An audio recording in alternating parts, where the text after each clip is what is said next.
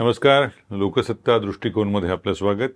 ज्यावेळेला आपल्याला खऱ्या अर्थाने धक्कादायक म्हणता येईल अशा विषयावर प्रकाश झोत टाकायला हवा.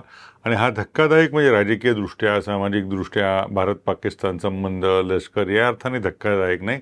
हा खऱ्या अर्थाने धक्कादायक आहे असं म्हटलं. याचं कारण हा विजेच्या धक्क्याबाबत आहे. म्हणजे लोकसत्ताने गेल्या काही दिवसांमध्ये त्या बातम्या प्रसिद्ध केल्या. त्याच्यावरनं एक आपल्या लक्षात येऊ शकेल की महाराष्ट्राचं एकेकाळी सगळ्या देशात नफ्यासाठी ओळखलं जाणारं, कार्यक्षमतेसाठी ओळखलं जाणारं, जास्तीत जास्त वीज बिल वसुलीसाठी ओळखलं जाणारं राज्याचं हे वीज मंडळ हे सध्या एका प्रचंड मोठ्या आर्थिक संकटाकडे आवासून समोर बघत आहे. आणि हे संकट आहे थकलेल्या बिलांचं. या क्षणाला जवळपास 98,000 कोटी रुपयांची बिलं या वीज मंडळाकडे थकीत आहेत. म्हणजे लोकांकडून ती बिलं त्यांना यायची आहेत. आणि ती का एवढी बिलं का साठली? इथे अर्थातच एक महत्त्वाचं कारण असं होतं की निवडणुकीच्या वेळेला आपल्या राज्यकर्त्यांनी सत्ता मिळवण्याच्या ईर्षेमध्ये जी एक वारेमाप आश्वासनं दिली, त्यातलं एक आश्वासन होतं की 7.5 HP पर्यंतच्या 7.5 अश्वशक्तीपर्यंतच्या विजेच्या पंपांना पूर्णपणे शून्य वीज बिल आकारलं जाईल. आता त्याच्या आधी हा मुद्दा चर्चा करण्याआधी एक भाग लक्षात घ्यायला हवा की शहरी ग्राहक जे असतात किंवा औद्योगिक ग्राहक जे असतात वीज मंडळाचे, त्यांना पर युनिट वीज आकारली जाते. म्हणजे त्यांना तो विजेचा जो आकार असतो हा प्रति युनिट असतो. म्हणजे एक युनिट वीज वापरली गेली तर समजा उद्योगांसाठी 11 रुपये वगैरे असा दर असू शकतो. हा घरगुती वीजधारकांसाठी 6 रुपये ते 8 रुपये अशा पद्धतीनं असू शकतो. पण म्हणजे एक युनिट वापरली की तुम्हाला एवढे पैसे द्यावे लागतात. त्याचवेळी हा आकार शेतीसाठी मात्र पंपाच्या क्षमतेवर लावला जातो. म्हणजे 7.5 अश्वशक्तीचा जर विजेचा पंप असेल तर त्याच्यावरती वीज बिलाची पूर्णपणे माफी दिली जाते, त्याला वीज बिल लावलंच जात नाही. आता हे तत्वतः ठीक आहे, शेतकऱ्यांना शेतीसाठी वीज लागते वगैरे वगैरे त्या अर्थाने.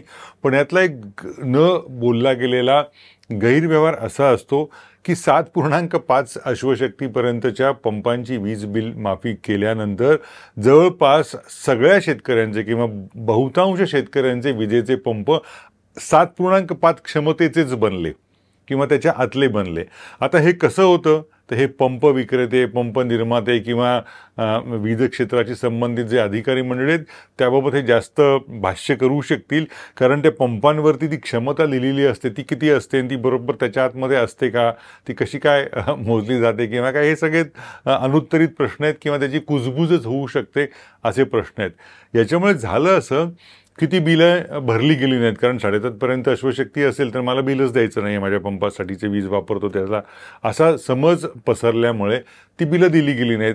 आणि ती बिलं न दिल्यानंतर एक साधा उपचार याच्यामध्ये असा असतो की एखाद्याने समजा, म्हणजे मी बिल भरलं नाही, राज्यकर्त्यांच्या आश्वासनावरती विश्वास ठेवून, तरीसुद्धा त्या बिलाची गणना पुढच्या बिलामध्ये हे मागचं हे थकबाकी दाखवायला लागते, त्याचा उल्लेख असावा लागतो. कारण ती जोपर्यंत सरकारकडून तरी किंवा माझ्याकडून तरी वसूल केली जात नाही तोपर्यंत ती विजेची बिलाची थकबाकी राहते. आता सरकारकडून कशी वसूल केली जाणार?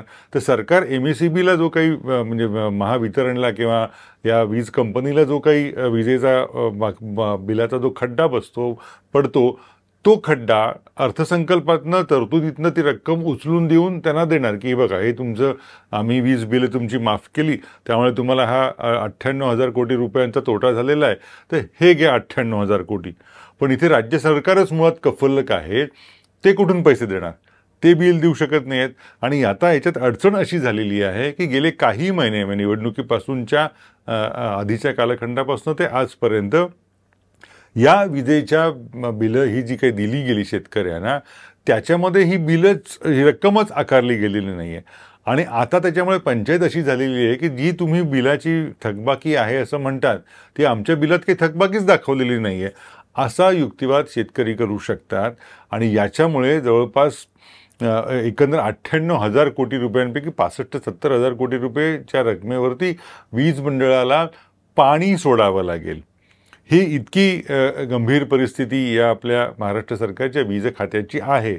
आता हे एकेकाळचं देशातलं सगळ्यात प्रगतिशील म्हणता येईल अशा स्वरूपाचं वीज मंडळ होतं. सगळ्यात मोठी त्याची क्षमता होती, कारण कोयनासारखं जे प्रचंड क्षमतेचं धरण आपल्यामध्ये होतं. चंद्रपूर आहे, अन्य ठिकाणी औष्णिक वीज म्हणतात कोळशावर, ती मोठ्या प्रमाणावरती आहे. पण या अर्थकारणामध्ये मात्र आपण मोठ्या प्रमाणावरती मार खाल्लेला आहे आणि त्या अर्थकारणामध्ये मार खाण्याचं कारण हे गळकं राजकारण हे आहे, हे आपण लक्षात घ्यायला हवं. आता मग त्या बँकांच्या कर्जाच्या थकबाकीचा मुद्दा असो किंवा वीज बिलाच्या थकबाकीचा मुद्दा असो, अर्थ खातं सांभाळणारे किंवा संबंधित खात्याचे मंत्री म्हणतात की तुम्ही बिलं भरा 31 मार्चच्या आत, नाहीतर आम्ही तुमची वीज सोडू किंवा जी काही कर्ज बाकीची आहेत त्याच्यावरती कारवाई सुरू करू. पण ज्यावेळेला तुम्ही हे आश्वासनं देता तेव्हा ही कर्ज भरावी लागतील हे तुम्ही विसरूनच जाता आणि ते जर बिलं भरायची नसतील तर अर्थसंकल्पातनं तरतूद करून द्यावी लागेल याचाही विसर राजकारण्यांना पडतो आणि अशी गंभीर परिस्थिती निर्माण होते. आता हे फक्त महाराष्ट्रातच होतं आहे का? दुर्दैवाने नाही. म्हणजे आपण अनेक वाईटांमधले एक वाईट आहोत असं म्हणता येईल. म्हणजे देशातल्या एकंदर राज्य सरकारच्या वीज मंडळांची जर परिस्थिती बघितली, जवळपास 7 लाख कोटी रुपयांचा तोटा या राज्य वीज मंडळांना झालेला आहे. या राज्यामध्ये निवडणुका असतात, तिथे ती घोषणा केली जाते, त्या राज्यातल्या निवडणुकीत तसंच काही आश्वासन दिलं जातं. आता हे कुठपर्यंत चालणार हा यातला महत्त्वाचा प्रश्न आहे.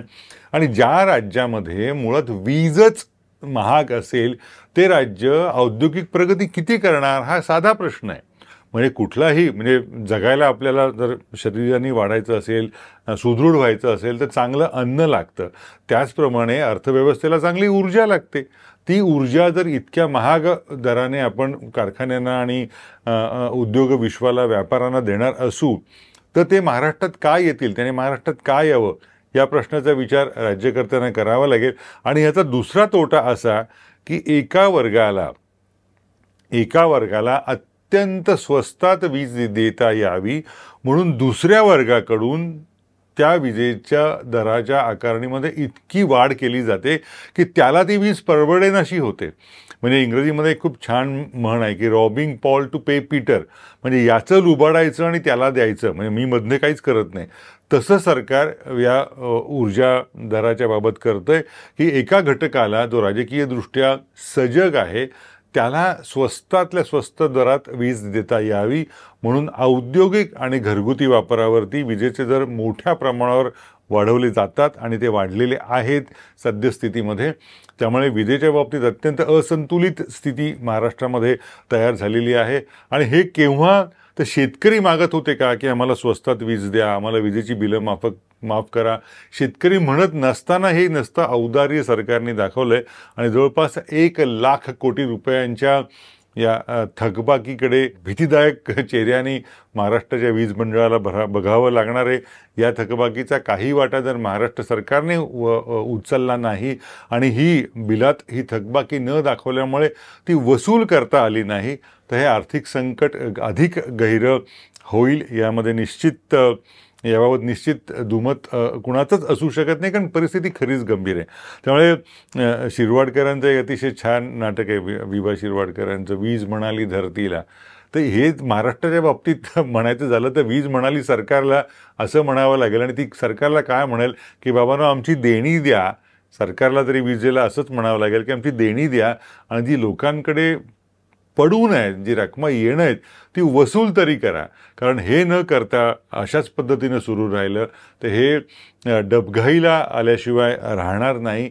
आणि डबघाईला आल्यानंतर काय होतं, मग खाजगीकरणाचे वारे कसे वाहू लागतात आणि मग अमुक कंपनीच्या ताब्यामध्ये हे खाजगी परिमंडळ देऊन टाका अशी चर्चा कशी सुरू होते आणि हे अलगदपणे कसं दिलं जातं हे याचे अनुभव आपण घेतच आहोत, अन्य ठिकाणी हे सगळं बघतच आहोत. त्यामुळे विजेच्या बाबतीमध्ये महाराष्ट्र सरकारने तातडीनं पावलं उचलली नाहीत तर संकट अधिक गहिरं होईल. त्या संकटावाचून पळण्याचा पर्याय नाही, त्या संकटाला सामोरं जावंच लागेल आणि त्या संकटासाठी अर्थसंकल्पातनं तरतूद जशी करावी लागेल तशीच मोठ्या प्रमाणावरती वीज बिलाची वसुली करावी लागेल, त्याला पर्याय नाही.